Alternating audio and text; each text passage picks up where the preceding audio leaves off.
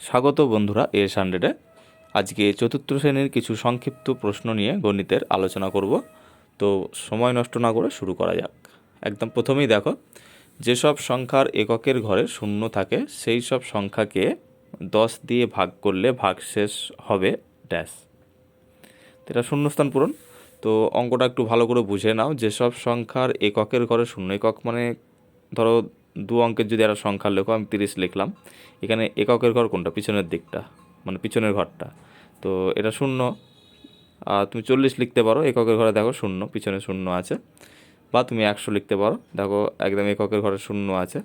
বা 130 লিখতে পারো। এককের ঘরে মোট কথা শূন্য থাকতে হবে যে কোনো সংখ্যা।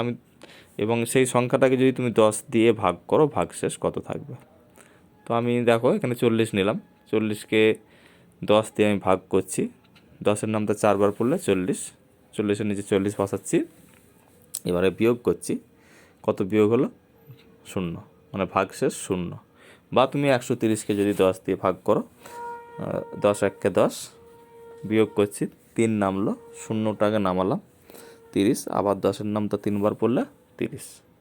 তাহলে এখানে বিয়োগ করে থাকছে শূন্য, ভাগশেষ শূন্য, তার মানে এখানে উত্তরটা হবে শূন্য। চলে আসি পরেরটায়। এমন একটি সংখ্যা যেটি মৌলিকও নয় আবার যৌগিকও নয়, ড্যাশ আছে। এই ড্যাশে তুমি কি লিখবে? এখানে উত্তরটা হবে এক। এক সংখ্যাটি মৌলিকও নয় এবং যৌগিকও নয়। এখানে বলে রাখি, সব থেকে ছোট মৌলিক সংখ্যা হচ্ছে 2। আচ্ছা, এবার পরেরটায় চলে আসি।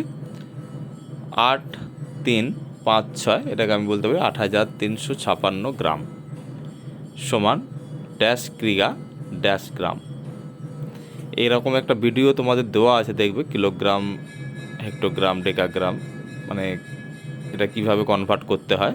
যাই হোক, এটা দেখো, এটা গ্রামে আছে। গ্রাম থেকে তোমাদের প্রথমে কিলোগ্রামে বের করতে হবে, তারপর আবার গ্রামে লিখতে হবে। তাহলে এখানে দেখো, গ্রাম থেকে কিলোগ্রামে যেতে গেলে মোট 4টে ঘর, মানে একের পিঠে 3টে শূন্য দিয়ে তুমি ভাগ করো। আমি যদি 1000 দিয়ে এটাকে ভাগ করি, 8000 হবে। 8000কে আমি যেতে পারবো, আর 356টা বিয়োগ, মানে ভাগশেষ পড়ে থাকছে। তাহলে এখানে হবে 8 কিগ্রা আর 356 গ্রাম। চলো পরেরটায় যায়। যে ত্রিভুজের 3টে বাহুর দৈর্ঘ্য সমান তাকে ড্যাশ ত্রিভুজ বলে। যে ত্রিভুজের 3টে বাহুর দৈর্ঘ্য সমান সেই ত্রিভুজকে বলা হয় সমবাহু ত্রিভুজ। তাহলে এখানে সমবাহু লিখে দাও। এখানে আরেকটা বলে রাখি, যে ত্রিভুজের 3টে বাহুর দৈর্ঘ্যই আলাদা হবে তাকে বলা হয় বিষমবাহু ত্রিভুজ। বা যদি আরও ঘুরিয়ে আসে, যে ত্রিভুজের 2টি বাহুর দৈর্ঘ্য একই বা সমান তাকে বলা হয় সমদ্বিবাহু ত্রিভুজ। চলো পরেরটায় যায়।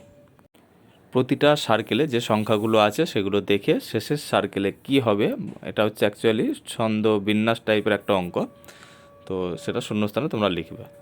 দেখো, প্রথমে আছে 84, তারপরে 72, 60, 48, 36, 24। এবারে লাস্ট যে সার্কেলটা আছে সেটাই কি হবে? তো এখানে ছন্দটা তোমরা দেখো কীভাবে, মানে কোন দিক থেকে ছন্দটা তৈরি হচ্ছে। দেখো, তুমি 84 থেকে 72 কমেছে, আবার 72 থেকে 60 আবার কমেছে। তাহলে কত করে কমছে প্রত্যেকটা ঘরে? দেখো, 84 থেকে যখন 72 গেছে 12 কমেছে, আবার 72 থেকে যখন 60 গেছে আবার 12 কমেছে, 60 থেকে 48 আবার 12 কমেছে, 48 থেকে 36 আবার 12 কমেছে, 36 থেকে 24 আবার 12 কমেছে। তাহলে 24 থেকে আবার 12 কমিয়ে তোমাদের এটা লিখতে হবে। 24 থেকে 12 কমালে কথা 12। আসলে এটা 12-র নামটা পিছন দিক থেকে করতে পারো তোমরা। তাহলে এখানে আমরা কি লিখব? 12। ওকে, চলো পরেরটায় যাই। এই অঙ্কটা খুব ইন্টারেস্টিং। দেখো, যদি চেয়ার সমান, দেখো এটা ইংরেজি যে লেটারগুলো আছে, CHAIR, চেয়ার সমান 3 8 1 9 18 হলে গ্লাস সমান কত? এটাও একটা বিন্যাস টাইপের অঙ্ক। তাহলে এটা তোমাদের কিভাবে ধরবে দেখো। প্রথমে তুমি দেখলেই কনফিউজ হয়ে যাবে যে অ্যাকচুয়ালি কী অঙ্কটা, চেয়ার, গ্লাস, এগুলো আবার কী অঙ্ক। হ্যাঁ, এখানেও একটা বিন্যাস আছে। দেখো, আমি তোমাদের বললেই বুঝতে পারবে যে ইংরেজি যে লেটারগুলো আছে, বর্ণগুলো আছে, সেই সংখ্যাগুলো তোমাদের এখানে দেওয়া আছে। দেখো ইংরেজিতে মোট 26টা বর্ণ আছে বা লেটার আছে। সি, সি কত নম্বরে আসছে? এ বি সি, সি কত নম্বরে আসছে? 3 নম্বরে। তাহলে প্রথমে দেখো 3 আছে। এইচ, এইচ কত নম্বরে আসছে? 8 নম্বরে। A B C D E F G H 8 নম্বরে আসছে।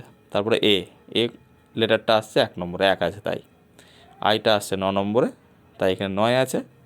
আরটা আসছে কোনো পরপর এ থেকে দেখো 18 নম্বরে আসছে, তাই এটা দেওয়া আছে। তাহলে গ্লাস সমান কত তোমাদের ওই একইভাবে করতে হবে। দেখো এটা পরপর গুনতে হবে।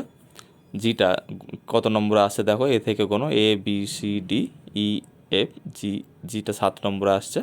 তারপরে এল, এটা একইভাবে গোনো, গুনতে গুনতে দেখো 12 নম্বরে আসবে। তাহলে 7-এর পরে কমা দিয়ে 12 লেখো। এটা আসছে 1 নম্বরে, 1 লেখো, দুটো এস আছে। এইভাবে এ থেকে পরপর গুনতে থাকো, গাঁট গুনে দেখো 19 নম্বরে আসবে। তাহলে 19, আবার এস আছে, এটাও 19। আশা করি বুঝতে পেরেছো বন্ধুরা। যদি ভিডিওটা হেল্পফুল মনে হয় অবশ্যই একটি লাইক দেবে এবং এই চ্যানেলের নতুন যারা তারা অবশ্যই চ্যানেলটিকে সাবস্ক্রাইব করে পাশে থাকবে। ধন্যবাদ।